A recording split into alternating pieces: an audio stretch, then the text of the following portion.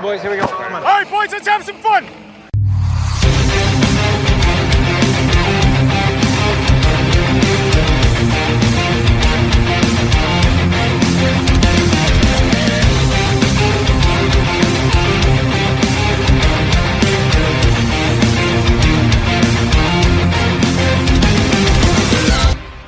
Hello, welcome to the Galbraith Report. I'm Craig Anderson. I didn't introduce myself in the first show when I played it back the other day, so slap on the wrist for me. Yep, I'm Craig Anderson. I'm the Scottish-based media man covering ice hockey over here. With me, his name's on the show, it's Jade Galbraith, the former ice hockey forward man who's played with many clubs across the world. Jade, how has your week been? It's been great. You should plug yourself too, Craig. You should. I know you're doing the morning show or whatever for that. What is it called? The air something. I saw that you were doing. Oh, is it the hospital radio? I do. Yeah, I do that yes, every week. The hospital radio. Just play some tunes. Yeah, I love that, man. That's awesome. And then you have your other one, your CWA, correct? That's my writing. Yeah, it's TWA Ice Hockey, covering Scottish ice hockey. Get some people out there. I follow Craig on that. Again, I'm not a social media guy, as people know, but again, I'm going to give you a little plug and let everybody know to listen to you, buddy. Thanks, man. No, CWA is my plug for Scottish ice hockey. So all the news stories and stuff I'm putting exactly. Right again, now. people over here that don't know, aren't big into European hockey, listen to you, and you can, again, they can't listen to German unless they're German or whatever, but so you know what I mean? It's one of those things. I spoke it for a bit. I've lost it. I took classes in Germany. I dabbled in French last year briefly because my daughter and I went to Disneyland Paris, but that was, as soon as I was there, it was like a rabbit in headlights. As soon as I tried to engage somebody, they just looked at me like I'd farted. I kind of, what are you talking about? It's like, it's funny because the French over there, every French player I've ever played with from Quebec French, sure. Canada, says that Canadian French is like, what would it be like Cockney rhyming slang? Like it's just all, it's not proper French. Like, we speak English, but we don't speak proper English. Scottish don't speak proper English. You know what I mean? It's one of those things that, they give the Quebec French a lot of shit about grammar and stuff. So it's pretty funny. Yeah, I'm sure we could educate people with a few slang words on this. Anyway, What a week in the playoffs this week across the NHL, and this is why we're here. We're going to go over the other games that have happened. We've seen 5 teams now make it into the second round, 3 series still outstanding. We'll cover them as we go. And I thought we'll start with the West this time. We started with the East on the last edition. We'll go West this time, and we'll go with the one outstanding game to start with, Utah against Vegas. And a couple of 5-4 games since we last spoke. Both Vegas winning those in overtime. The second game, the latter game, in the second period of overtime, and that's turning into a bit of a series. Yeah, crazy, man. The ups and downs on that series is crazy. Utah, I always pick Vegas to win the series, but maybe 4-2, something like that. And it's been one of those series that. I think a team's getting an advantage and then they don't get an advantage. And then, you know what I mean? I think that the Mammoth are going to win a game and Vegas storms right back at the end. Again, like Mammoth were up, 2-1 in the series at one point, right? Yeah. And then Vegas, if I remember correctly, I said that Vegas needed their big guys to start to show up. And I think that they're starting to get on a roll. Again, the momentum and the atmosphere and the emotion of the Mammoth, I think, really helped them those first 2-3 games. It seemed like they were possessed. They were just, on another level. And Vegas was like, holy cow, this we didn't expect this. I think they got shocked a bit at the start of the series. But there's nothing that's better than in the playoffs and experience. Again, youthful legs are great and jump and jam, as they call it, or whatever. Mm-hmm. You need that stuff, but experience to settle down, to just be in the locker room when you're down 2-1 in the series. I think Vegas winning a cup definitely has those guys. It's hard, impossible to win a cup. It's just so hard. So to have those guys and to have the gel, like the nucleus of Vegas still there from the Stanley Cup win, I think really helps them in this series to battle back. Because again, 2-1, you know what I mean? It's not the end of the series, but it's very tough to come back. You see the stats of 2-1 down. It's really, you're like 40%, maybe 40% winning the series. So, everybody's about odds and analytics. So again, I think Vegas, I'd like to see Utah. I know they're going to be raring to go, and I know they're going to come out hard, but I think just Vegas might close it out next game. The scores have been crazy. They've been like the Oilers Ducks. Like it's just been like just every which way goals are going in, and not the Oilers series, Vegas series. It's been hard goals. Like goals that are getting scored are hard goals. Going to the net, grinding goals. Obviously, power play, penalty kill, that too. But I just. If it's a run and gun game, I don't think Utah has the horses to be able to keep up with them. If they can shut it down and play a really tight, definitely first period, 1-0, 1-1 maybe. But if it gets out of hand where there's going to be goals and goals and goals, I just don't think they have the team that can combat Vegas. If they're gonna do a track meet and go back and forth, I just don't think so. So I'm taking Vegas to win next game. They play tonight or tomorrow? They play tonight. Yep, this is Friday. We're recording. Yeah, so because they're the only game tonight, right? No, 3 games tonight. The other 2 are in the East. Really? Yep. Oh, I must have been reading the wrong thing here. May 1st. I'd like to do a shout out to my mom. It's my mom's birthday tonight. Oh, happy birthday, Michelle. Yeah, I said I'd say hi. So she loves you. So that'd be nice to hear that from her. So yeah, okay, with 3 games. So anyway, I just think Vegas is the experience is going to show through. But again, I don't want to say 100%, but I really do think Vegas will take the series. I mean, the goals as well. I mean, I watched back the games. They're on quite late at night here, so I've got to kind of play catch up with them. And I texted you that last night. Pavel Dorofeyev got 4 goals over the 2 games, including a hat trick as well. I mean, talk about a big player in a big moment. He really delivered. Exactly. Like those guys, like that's what I love about the playoffs is guys that Dorofeyev was great during this regular season. Don't get me wrong, but again, he's not a guy like whenever you look at playoffs, you look at the big names. Right. And there's always 1 or 2 guys per team that come out of the woodworking and just show you, that they're gamers. I love that. I love playoff hockey because it brings out another gear. And again, regular season, you pretty much go through the whole season. Like there's guys that work their bag off and do that, but it's so hard to sustain an 82 game season and then be ready to go in playoffs and not have it bumps and bruises. So again, I understand regular season, you need to, watch your body and, you get grinded out.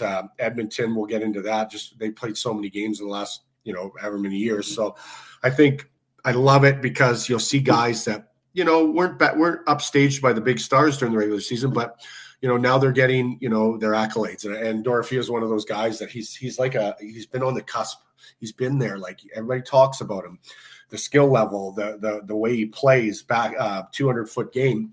So I think guys like that, I love when they come through and they prove people right. You hear so much negativity in sports and everything, myself included. I get negative on some things as well, but it's just nice to have a good story. You know what I mean? Like a story where the guy, showed more than people thought, did better than people expected, and I think with that, now the Eichels, now the Stones, those guys with Dorofeyev doing his thing, they're like, okay, well, if he's doing it, we got to get going. You know what I mean? We got to get started. And it's not like they're not doing their thing, but you know what I mean? It challenges players on teams because again, as a scorer, as a guy that scored a lot of points, when another guy was doing well, I was so happy, but that made me think, okay, well, I can do better. And it just drives you when you see guys that don't really get, what does he have? 5 goals this playoffs? I think 5. I think so. Yeah. He said, well, I think he's got I don't. No. Hold on, I wrote this down. Dorofeyev's 4 playoff goals have all come in the 2 games this week. So he's actually only I knew that sounded familiar. All his goals in the last 2 wins they've had. Yeah. So like I was saying, I think. Now that eases off and it takes a little bit of pressure off of the big name guys, and that really helps when you're winning games and you're not playing your best. You cannot win the Stanley Cup playoffs without 4 lines and 6 or 7 D. and obviously a goaltender. You can't. Edmonton almost did it with one or two lines. They almost did it, but I've never seen where one line has won a Stanley Cup. I've never seen it. I was going to ask about Utah, actually, just in the sense of, Game 6 is happening tonight. This is Friday. They're 3-2 down in the series. They were 2-1 ahead, as we've already touched upon. If they were to go out at this stage, if Vegas were to win Game 6 tonight, how will Utah look back on this playoff experience, their first ever qualification into the postseason? How will they look at this if they were to go out tonight? I think no matter what happens, obviously you're an executive or a GM or coaching players, anybody in that organization, owner down, is ecstatic about the way they played this year. The ups and downs, new barn, the atmosphere, like that place. I played it in Utah when way back when they're in the minors. Even back then, they were they just love the hockey. They love sports, period. So the fact that they're there, and I'm not knocking Phoenix. Phoenix just wasn't set up for hockey. It's just the way where the rink was and everything. It was a tough sledding, and then playing in a college barn as well. That's just really tough. So as a player, going from Phoenix, where there's nothing really to play for the fans. Again, you got to play for your pride, but I thought the absolute best situation was them going to Utah, and then I just knew they would stay in Utah. Phoenix couldn't bring them back there, and now as a franchise, people want to go there. Nobody wanted to go to Phoenix if they wanted to win Stanley Cups, because the Coyotes were never even making the playoffs. They were. It's just you just look at the team and they're thinking about golf and thinking about that because there's nothing to play for there. The atmosphere, there's no atmosphere. The team was average, right? You never knew where you were going to be if you're going to be in another city next year because of the uncertainty of the franchise. So I think now, with the atmosphere, the fans are crazy. They just it's just one of those things that. They went from bottom and not caring, not saying that they didn't care, but there was nothing really to play for. To now, they have an owner that really is going to do everything for their club. The management is firm on winning. They've said it. They're not just going to go through the motions anymore. They're actually going to try to spend money, make trades, build young players, not just go through the motions, which you can't. You can't get on them for in Phoenix. It was a bad situation. It was just really tough. Players, management, everybody. It was just really hard. So I think they are set up now. This series, the way they've been playing, like you were saying, I got off topic a bit. I think they are primed. They make a few deals. They draft well. I see in the next 2 to 3 years that they'll win a round. They'll maybe even get to the conference finals. I just think with their young guys and the way management is now and the atmosphere, and people will want to sign free agent contracts there. They'll want to go there. Okay. Well, the winner of that series might be decided tonight. It might be decided over the weekend, but they will play, whoever it does go through, they will play the Anaheim Ducks, who eliminated the Edmonton Oilers. Indulge me a bit here, Jade. I'm going to show you this. Yeah. Oh, I love that. Oh, that's playing the bongos.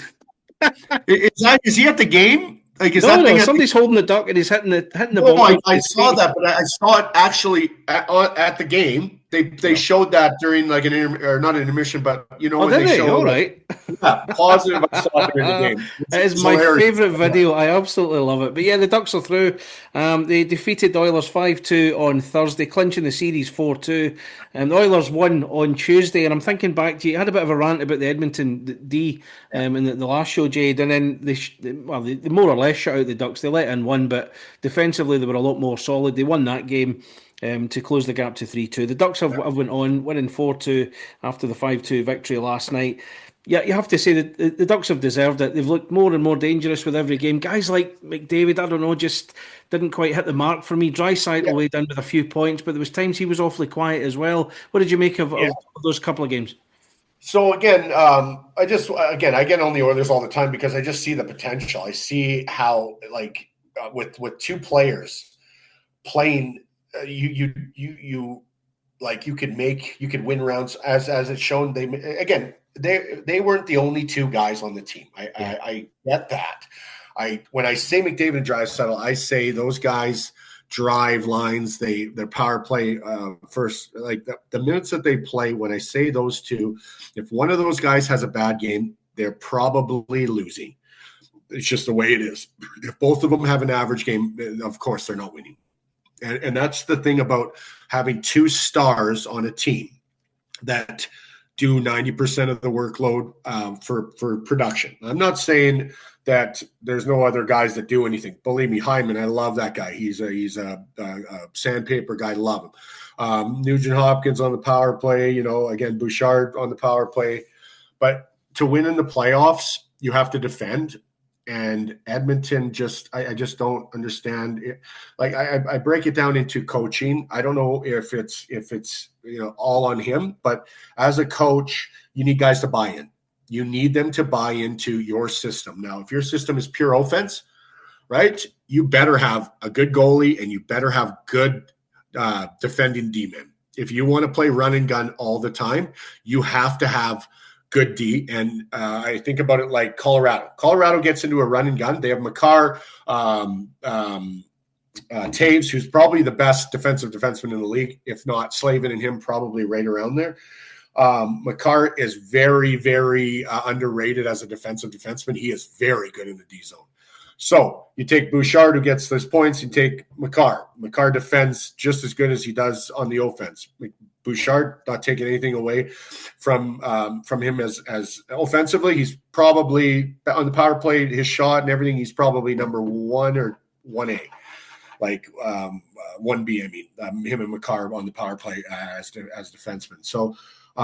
But again, you like I was saying before, Edmonton's power play was 35% or whatever. That's excellent. Yep. But their penalty kill was 50%. So when you have 50%, now 5-on-5, the Ducks outscored them by I think 6 or 7 goals. So if you get outscored on the power play and you get outscored in even strength, there's no series in the world that you win. Never. Now again, 5 goals each game, right? It's 25 goals against. I think Edmonton gave up in the 6 games. I think so. Something like that. I'm not going to all written down. Right around 4, just over 4 goals a game. You look at every other single team.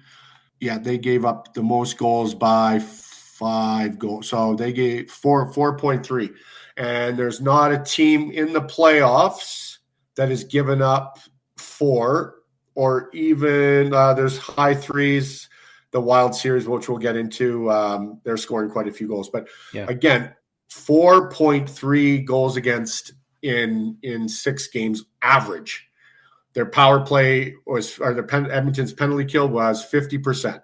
Now, I know hockey, but if you ask any single hockey guy on the planet that knows anything about hockey, 50% penalty kill, unless you took 1 penalty or 2 penalties in the series, the whole 6 games, is not good enough. Like that's like disastrous, right? Like a 50% penalty kill is something that you never see. And the playoffs, it's been crazy. Like some have been unbelievable power plays and some have like the Avs had under 10%, which is crazy. But the thing about that is Edmonton loses and the Avs win. So the thing about power play penalty kill is it's a big marker on playoff success. But on the other hand, it doesn't have to be the be all and end all. But Edmonton, every single stat I looked at, they were behind.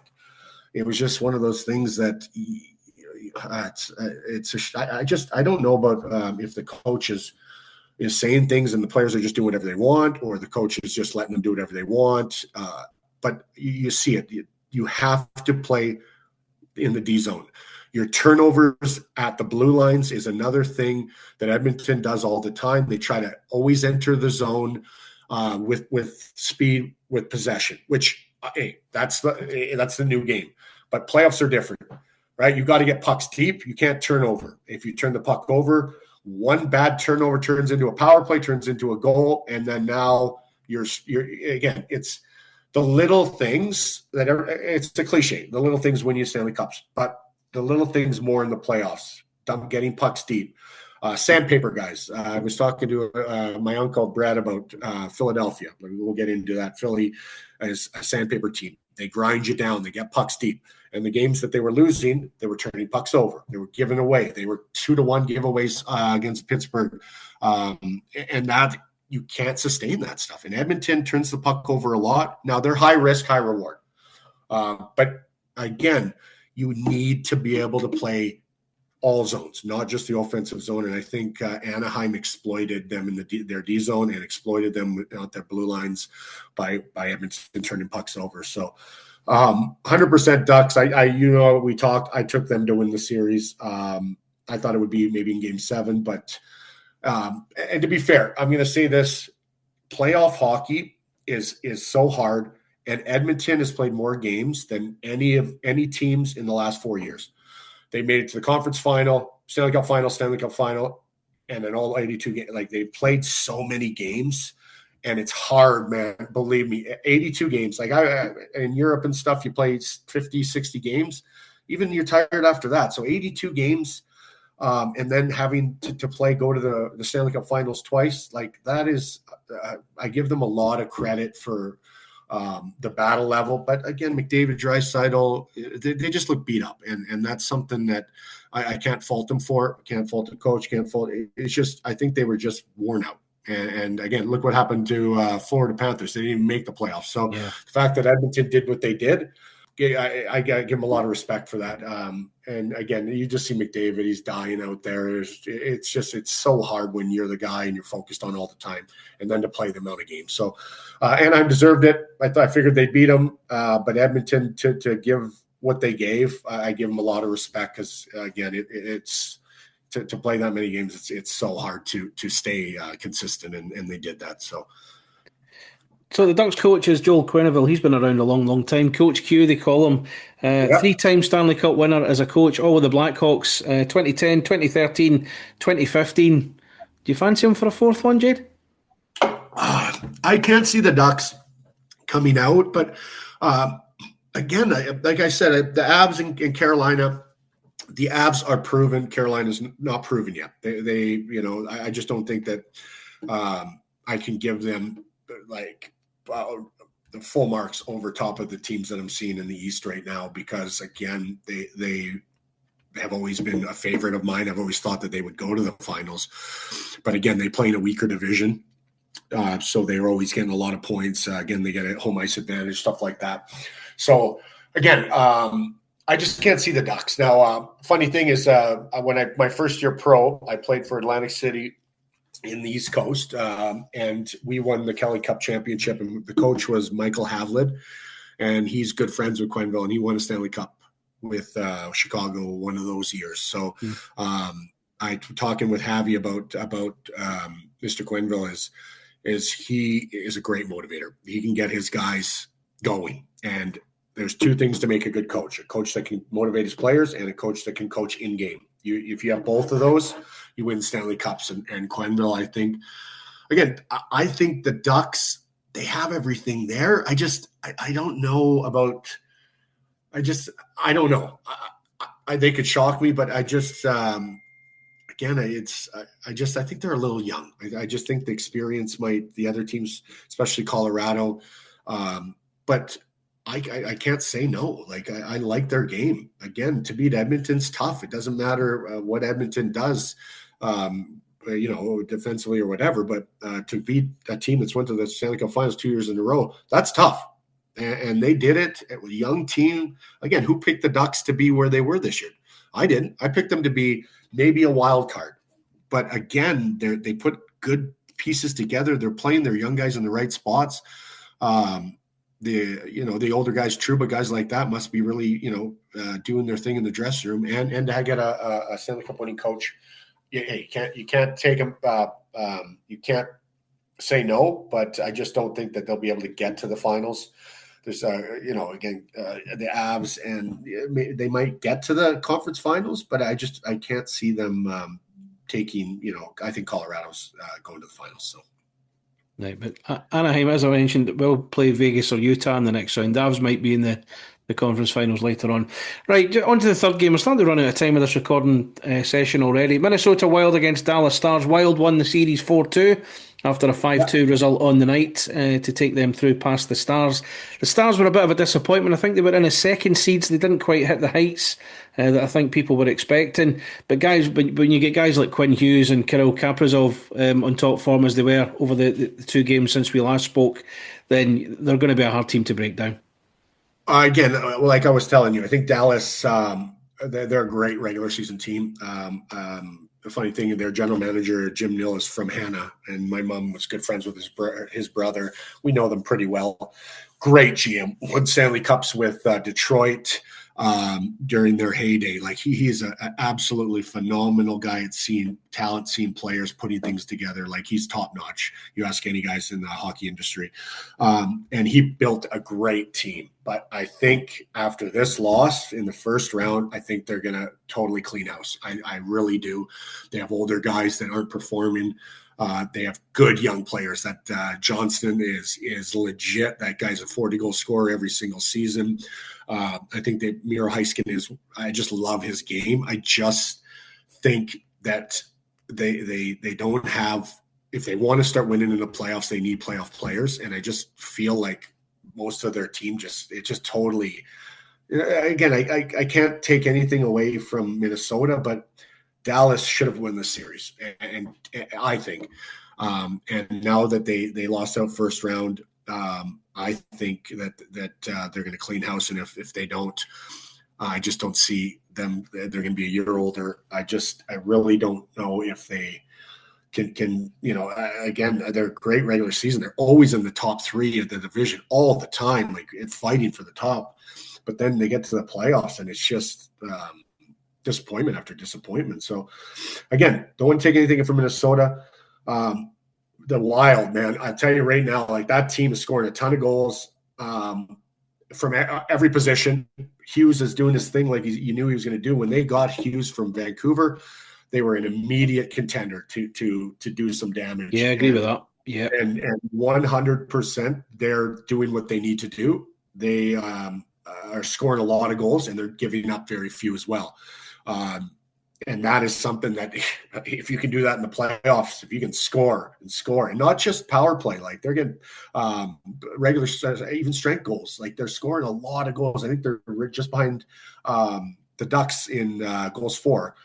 And I like them. I just like they're playing Colorado, right? And that is, I'll tell you right now, the team that defends a little bit better and has a little bit better special teams will win the series. And if it's Minnesota, then it's Minnesota, because the way they're playing right now, to just walk over Dallas and not walk all over them, but no, I know they were the better team. Yeah. Dallas had moments for sure where you're like, holy, this is the Dallas Stars team. But again, Minnesota weathered the storm, came back, and I love them. I just love them. Like Boldy again, we talked about him. I really love his game. That like every game is somebody else. Hartman, like grinding it out. Like I love Foligno, man. The guy is a beast out there. Like he scores goals. People are scared of him.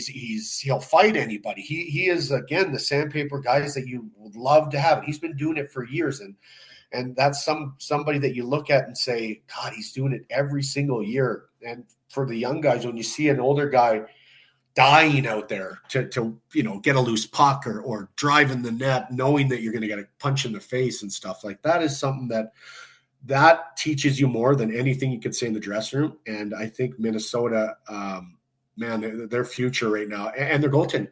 Wallstead. Yeah. No, Wallstead. Yeah, that's it. He's really shown me something. Again, bounce back. So every time he's lost a game, he's bounced back and won it. Regular season too. Like he never lost 2 games in a row. I don't know if it's maybe once all season. So that right there shows you have, like, the coaches have total confidence in the goalie, and players have to as well. If you know that he comes back and has a hell of a game the next game, that pumps you up as well, right? So Minnesota, man, if anybody can take down the Avs, I think Minnesota has the best chance. It just sucks that they're playing in the next round. But don't take any – again, Dallas – I just think they have to rebuild. Not rebuild, but they have to get some different guys in there, guys that are proven. Maybe, again, I'm not a GM, but they don't have it. And it's been how many years where they've been not a favorite, but a team that's supposed to go to the conference finals, and they really haven't done it. So, look, again, I'm thinking that he'll make some moves. So, either way, Minnesota deserved it. They played better throughout the series, and they're rolling. They're really rolling right now, and the Avs are going to be. It's going to be a good first game. I'm excited to watch that. Okay, well, we'll wrap it there. That's the West covered. We're going to hit the East and maybe cover one or two other things, including the awards finalists that have been announced as well. You're listening to the Galbraith Report. Back shortly.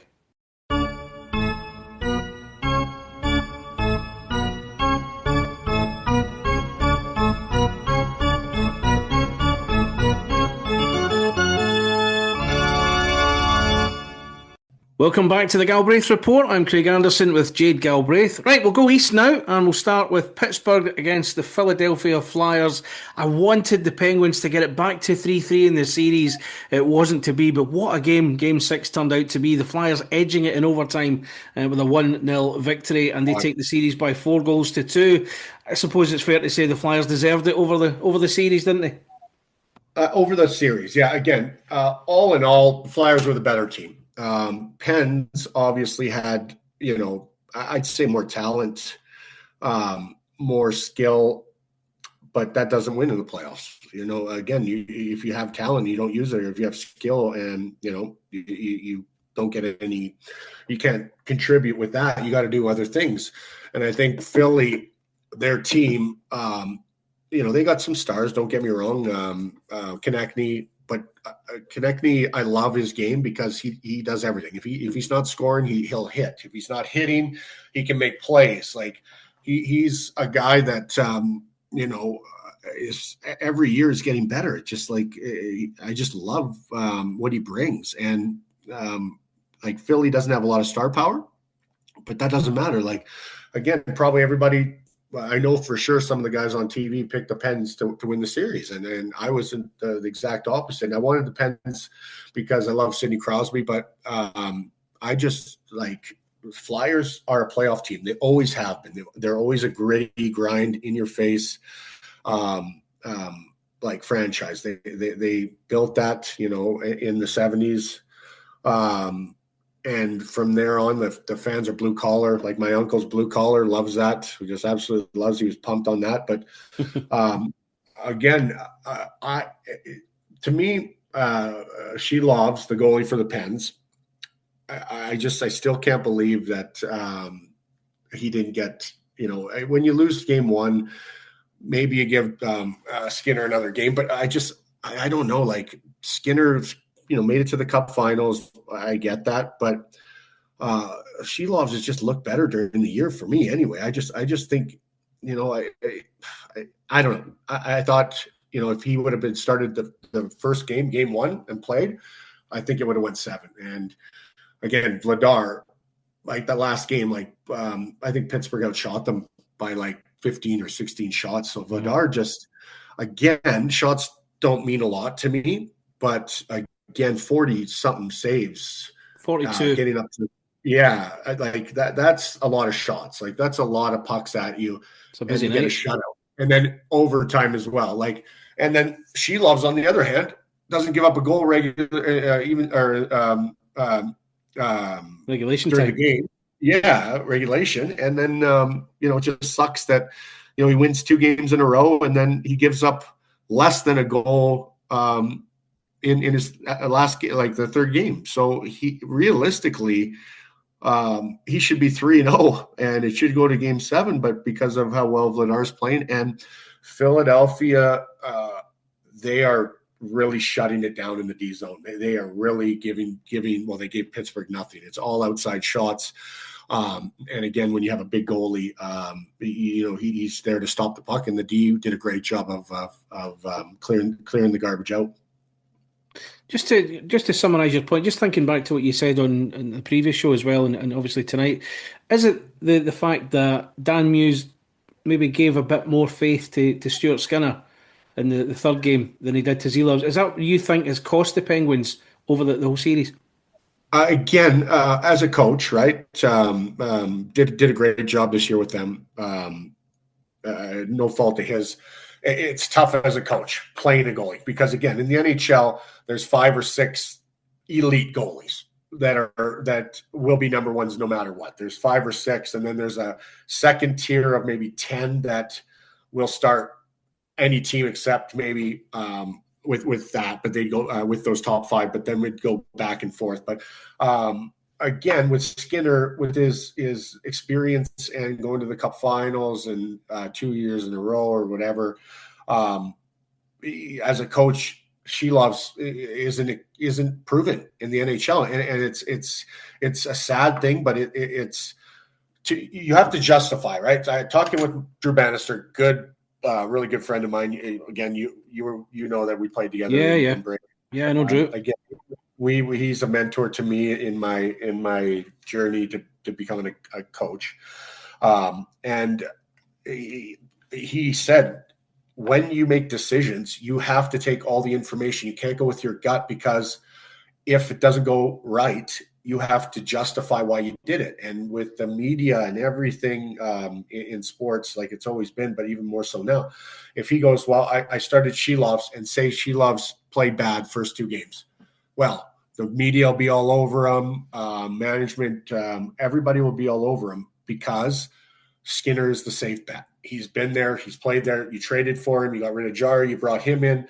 So I get that side of choosing, players in the lineup. Like, you have to watch what you do, and you have to be able to justify it. So again, I'm not that guy. I'm going to play the guys. Again, maybe if I'm in that situation, I shouldn't say that I wouldn't, but Drew said it best. He said, you got to justify all the moves you make, and you have to have facts, and you have to be able to tell them why. Media, management, even players, you got to say, hey, why am I out of the lineup, but he's in the line? You know what I mean? It's one of those things that you have to have an explanation for everything. So again, Shelovs won a AHL championship last year, and that is something that I know it's the AHL, but he's a winner. He's a proven winner. No offense to Skinner, but he hasn't won anything. He made it to the Cup Finals twice, but he did not win the Stanley Cup, right? Again, it's those final games for me. But again, it is hard. I can't fault him, but I think it would have been Pens would have had more of a chance to win the series with Shelovs in the net. But again, look on the other side. Vladar, he's unbelievable right now. Like, what he's seeing the puck so well. The D are playing unreal in front of him. Like, it's a total team effort with Philadelphia. Usually every year, every run, they're a close knit team, and they play as a team. So again, Flyers now go on to Carolina, and I think the first game is crucial. If Philly can win the first game, right? If they can win it, and I'm not saying how to win it or anything. If they can win the first game, it'll be a series. But again, for one reason is Carolina is unproven. They've had the team. Everybody said they are favorites. Blah blah blah. I think Philly could muck that up a bit in a 7-game series. I just don't think they have enough to beat them. But if they win the first game, I think it will be a series.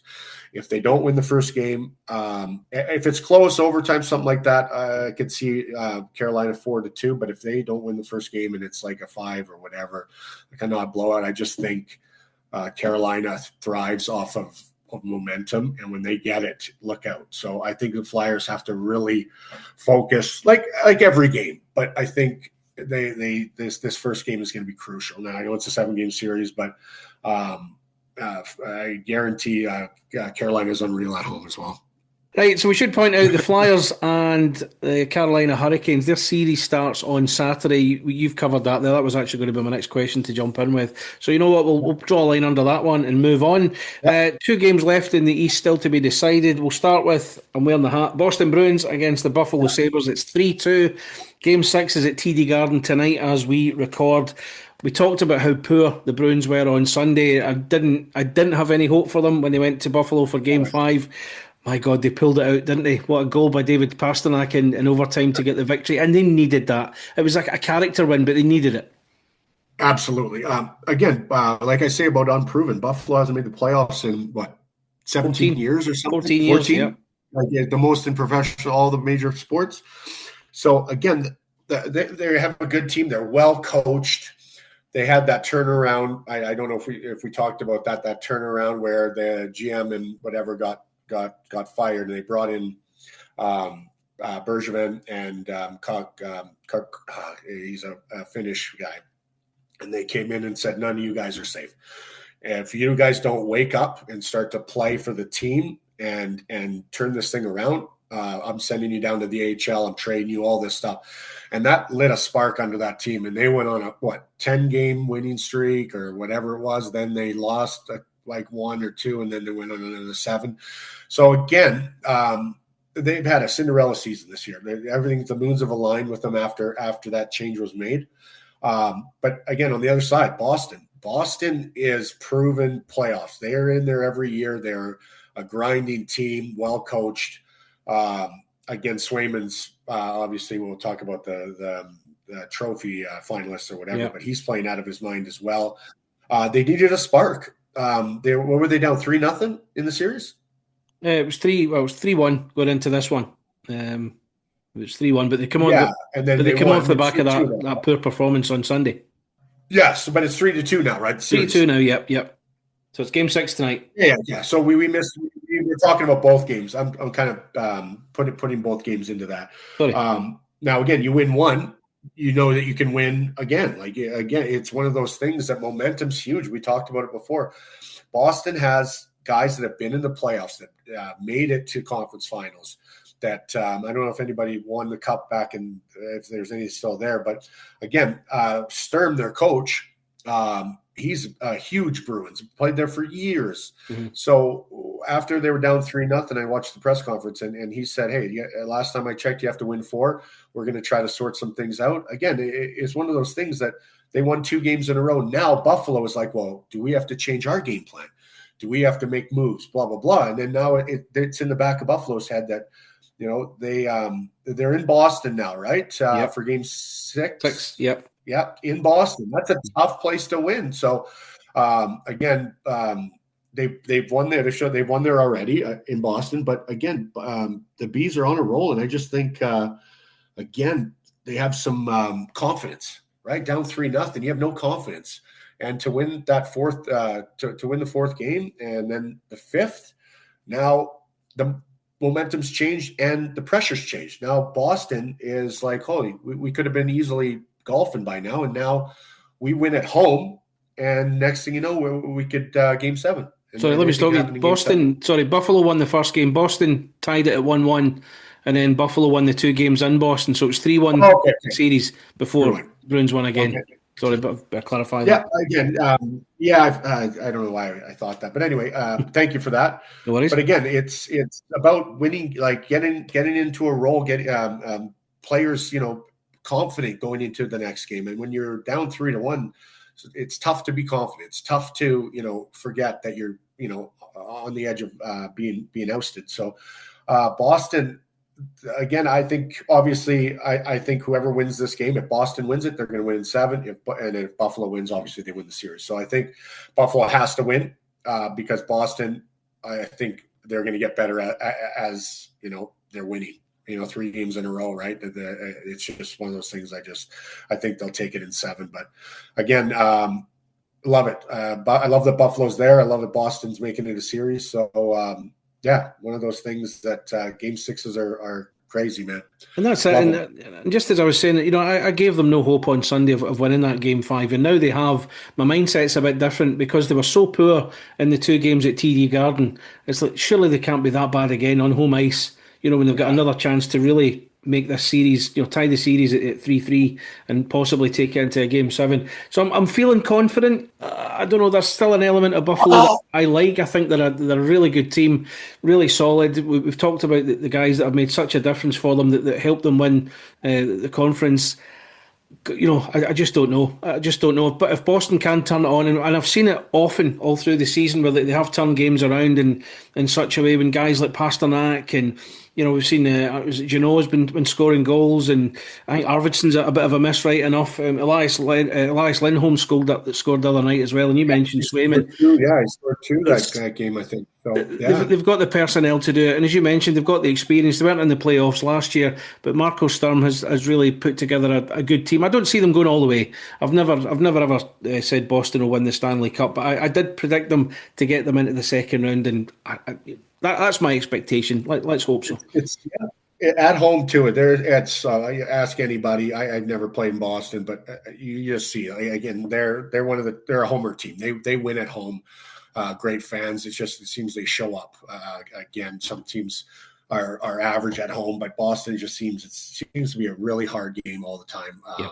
And again, with getting blown out that one game, I think they had a come to Jesus meeting in the dressing room, coach and staff, and just said, like, this is embarrassing. We need some effort. And the funny thing about effort is pucks bounce your way.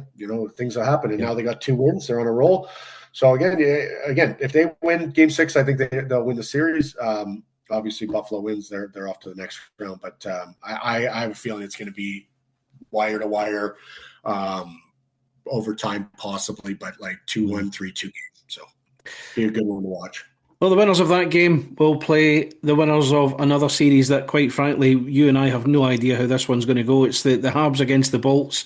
The Canadiens lead the series 3-2. They got a 3-2 victory in Game 5 on Wednesday there. And again, another 1-goal game between these two teams. It was the 4th consecutive 3-2 game. There is just nothing between those teams. How do you separate them? You don't. Like, again, Martin St. Louis made a change in the lineup. He brought Brendan Gallagher in. Gallagher's kind of been in and out of the lineup. But watching Gallagher, that guy was made for the playoffs. When I saw that he was going to go in, obviously I didn't say that I thought that he was going to score a goal or even be relevant. But to have a guy like that in your dressing room who's played so many playoff games, just – you know what you get with him. He's a grinder. He is in your face. He is sandpaper. When people say sandpaper, that's the epitome of sandpaper. And I liked the move when St. Louis put him in the lineup. Now, at fourth line, he scores a goal 3 minutes in, right? As a fourth line, that goal, you watched all the players on the bench. They were going bananas. St. Louis with a big smile. And that guy never smiles during the game. And he smiled because the amount of emotion and the amount of what that goal gave Montreal, I think that goal was one of the big contributors in them beating Tampa in Tampa. I just think those kind of stories are awesome, but it's a testament to his game. Brendan Gallagher works hard every single shift, doesn't say a word, does whatever he needs to do to help his team win. And again, he's getting old, and obviously he would want to be in every single game, but he didn't complain. He's not that guy. He gets his chance, and look what happens. Now, another thing, when you bring a guy like that in and you shuffle lines, they were talking about it, I think, on Overdrive. O'Neill was talking about Newhook. And Newhook went from second, third line now to fourth line. It was playing with Gallagher. And he could have easily just pouted and said, oh, screw this, man. I need more ice, blah, blah. But he goes the other way, gets an assist with the Gallagher on the Gallagher goal, makes a great play. And that is that's Montreal. Like, every game, somebody else seems to do something. The first line guys aren't playing their best, and they even said that they're on the cusp, but they're not where they should be. And they've even said that, but they don't need to. They got such a good young lineup that they all buy. It just, I think Montreal wins tonight, and I think it's over. I think Tampa's just. They're just an inch behind everywhere, and you can't. And Montreal, going back into Montreal, I just think Montreal's going to take it. it just they just seem flat to me. They maybe have two guys that are going, and my again, Kucherov, he's never an emotional guy, like, per se. He's not going to finish checks and do all that stuff. Like, he's all offense. But again, at some point you need to, if you're not scoring, you need to do other things. And again, it's easier said than done. But I think Montreal is just, I like them. I just think it's same thing. I think they just are a little bit better, and a little bit is big in the playoffs. So I think they're going to take it.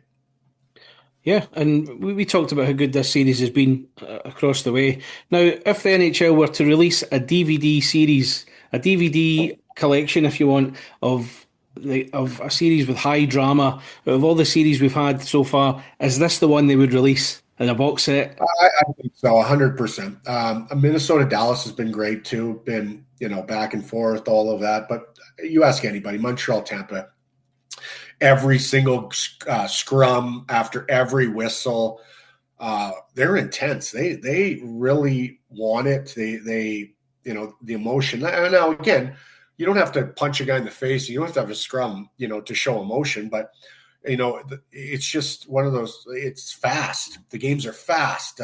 There's hitting, the power plays, the penalty kills, up and down on both teams. But it just, to me, the speed of it and the physicality and just everything about it, to me, it resonates more than the other series at this point. Now, Montreal, if they win, or Tampa, if they win next round, might lay an egg and be the worst series of the ones left. But right now, I have to say that this series is awesome and so much fun to watch.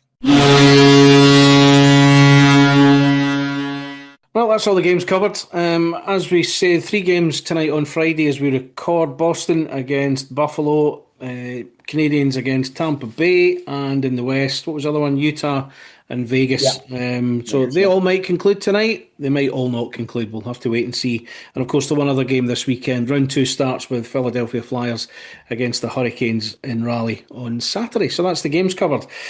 We're getting into award season, and through the course of the week, the NHL have been announcing each category and the finalists for each award. Started on Tuesday with the Ted Lindsay Award, the most outstanding players voted for by the NHLPA. And you've got Macklin Celebrini of the San Jose Sharks, Nikita Kucherov of Tampa Bay Lightning, and Connor McDavid of Edmonton Oilers. I would say Celebrini for that one. I think that lad has such a standout season. It's hard not to see past him, for me anyway. Yeah, again, I'm a Kucherov fan. Celebrini really this year at the Olympics and everywhere, like, he's, like, for his age, like, it's crazy what he's doing. I really love the way he plays. It's one of those things whenever you're scouting or you're watching, when you see a guy have the puck as much as Celebrini does, and not getting the puck passed to him, going to get it. He's relentless out there. I love his game. I'd love for him to win. But again, McDavid, Celebrini, I think the sky's the limit for him. He's going to be the best player in the league at some point. He's right on the cusp right now at the age he's at. It's like ceiling for this kid is you can't see it. But I'd love for him to win. I don't think Kuch will beat either of those two, but I think McDavid will take it just because he does it every year. Like, this kid, Celebrini, he has a breakout year this year, which is great, and he's going to get better. But again, the consistency with McDavid is crazy. Like, he when you say best player in the league, like, there's so many factors again. But if you go by sheer offensive ability and offensive, how he threatens on the offense every shift. Again, I just think he's the year he had was just too much for Celebrini too. But again, there's the NHLPA, and then there's the MVP of the Hart Trophy, right? So that's something that the Hart Trophy is for to make an MVP of your team. So again, the people were saying Celebrini might win that if they would have made the playoffs. So because again, San Jose kind of fizzled out at the end. Yeah. But Ted Lindsay, I think McDavid. we'll take it. But I hope Celebrity wins. Wednesday, it was the Vezina Trophy for top goaltender, and that's between Ilya Sorokin of the Islanders, Jeremy Swayman of Boston Bruins, and Andrei Vasilevsky of Lightning. Now, I'd like to say Swayman. I think he's been really good. Vasilevsky's had a good year as well, though. Yeah, well, I think they go a lot by stats. Sorokin, they didn't make the playoffs, so I think he's going to be maybe third place. Swayman didn't have the team that Tampa has. I thought Tampa was they were number one, right? They tied with Montreal, number one. Something like that, yeah. And Boston kind of slipped in there because of Swayman. So, again, it's between Vasilevsky and Swayman. But if they go by the stats, which they usually do, wins, stuff like that, I don't know. I just think Vasilevsky might pull it out. But, I'm hoping Swayman. I really am. He's had an unbelievable season, and with a team that, not getting on Boston, but he was a very integral part of them making the playoffs. So, again, thinking maybe Vasilevsky, but I'm hoping for Swayman. On Thursday, it was the Lady Byng Memorial Trophy for sportsmanship and gentlemanly conduct, and that's between Cole Caulfield of the Canadiens, Anze Kopitar of the LA Kings, and Jake Sanderson of the Ottawa Senators. I'm going to say that's going to go to Kopitar because he's now retired. Again, because he's retiring, but Caulfield, love Caulfield. Sanderson, again, Lady Byng is like sportsmanship, but it's penalty minutes, right? That's usually what it goes down to. So, again, Kopitar, the way he plays, Caulfield's not a guy that's going to go in there and run guys and finish checks and be physical. And Kopitar, that's his game. He's a grinder. He's not going to kill guys out there, but he's always in the mix, right? Sanderson, he's Ottawa, correct? Yeah, the defenseman from Ottawa. Yeah. Again, to be a D-man and to be nominated, that's good as well, because again, you got to be tough, you got to battle and stuff. But yeah, I'm saying Kopitar 100%, not only because he's retiring, but because he being a centerman, you're always in the mix all the time, everywhere. So I'm giving it to him. But again, the other two guys are young guys. They'll probably be there again. But I think it's going to be Kopitar's. And earlier today, the Friday, Jack Adams Award, the Coach of the Year nominees: John Cooper of Lightning again, Dan Muse of Pittsburgh Penguins, and Lindy Ruff of the Buffalo Sabres. I think Ruff's a standout for that one because leading them into the playoffs after 14 years. I mean, you think it's 20 years since he last won it as well. That's quite incredible. He's still in the conversation for an award like that. Yeah, did he win it with Buffalo as well? He did, yeah. He did. Yeah, so we do our homework in this show. Yeah, right. So I'm thinking the same thing. Cooper, great job. Obviously, he's one of the top 5 coaches, best coaches in the world, I would say. What Muse did after the Olympic break was crazy. They really turned it on to make the playoffs. But Lindy Ruff, the fact that maybe some people know this. Buffalo was last place. A month into the season? Before they made that change, they were last in the league, and to go last to first is friggin' hard. But again, you just see Lindy. He's been in big games. He's been an NHL coach for forever.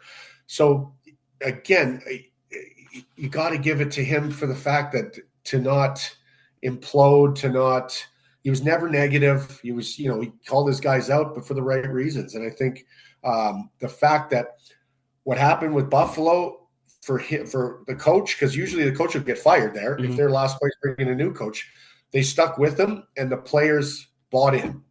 And to get your players to buy in, especially being last place, is a credible feat. So I think, Lindy, I think that was a credible feat to be able to do that, and again, possibly winning a series.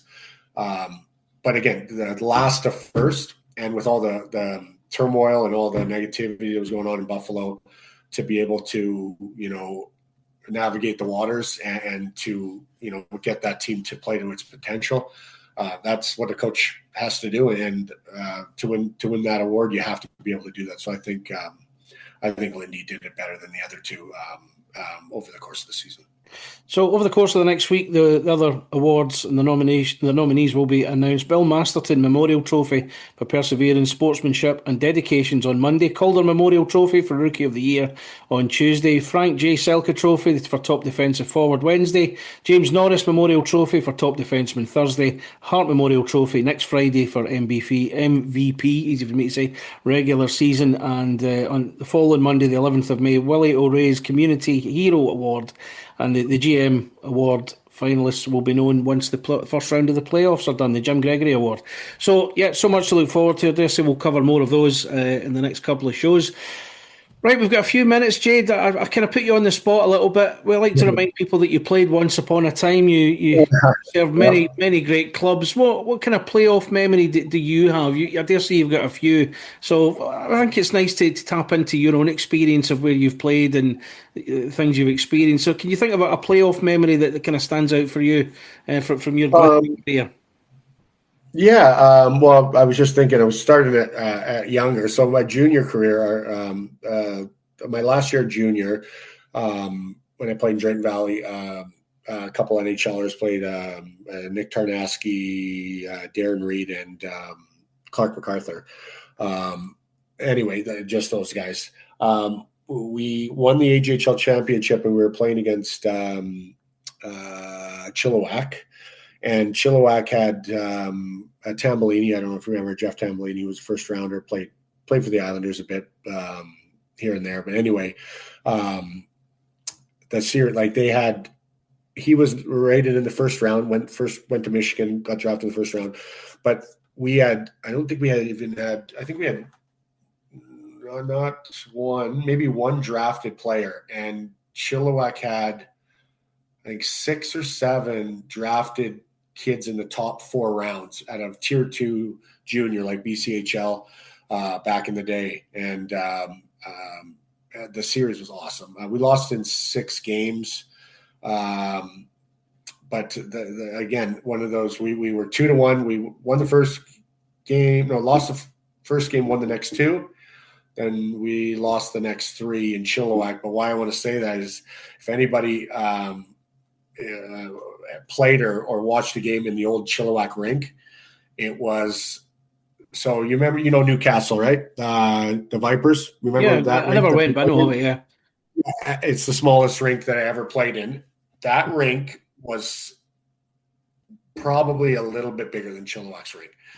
And they built their team. They had a whole bunch of ex-WHL players that were huge.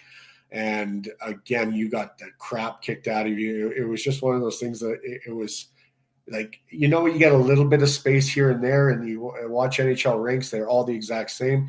But it's funny in junior and certain leagues in Europe and stuff. You go to a rink and you have to play different. So again, it was fun, great, but I still to this day say if we played in a normal size rink, we would have been able to beat them and go to the national championship or whatever it is. I don't know what it's called now, but that was one of my early playoff moments. But again, that rink still haunts me to this day. How small it was, and how you like the neutral zone was like 10 feet. Like it just felt like it was one of those things that. It's funny to laugh at, but when you're playing it, it's pretty crazy. So, yeah, that's one of my stories. Anyway, I got a boatload of them, so we'll do a little story each one. Good. Look forward to that. Good forward to that. Well, that'll do us. Thank you for listening, everybody. It's been great to go through this again. Subscribe to us. We're on Apple Podcast, Spotify, wherever you want to hear us. We're on YouTube as well if you want to hear us on there, so please subscribe and listen to us. If you want to read my musings on Scottish ice hockey, I'm on CWA Ice Hockey on Substack. And finally, happy birthday Jade's mum Michelle. Hope you're having a good day. I hope Jade and the family are spoiling you rotten. There we go. What is your weekend plans, Jade, just quickly before we sign off here? I'm actually going to go golfing tomorrow. First round of the year. There's a surprise. So, it's actually, well, again, it's at the the weather's finally good enough. So me and the wife are going to go golfing tomorrow. But other than that, just watching some hockey. Good man. Yep, getting a haircut. It's my father-in-law's birthday this weekend, and I've got my radio show on Sunday. Nice. So that's my weekend. Thanks again for listening.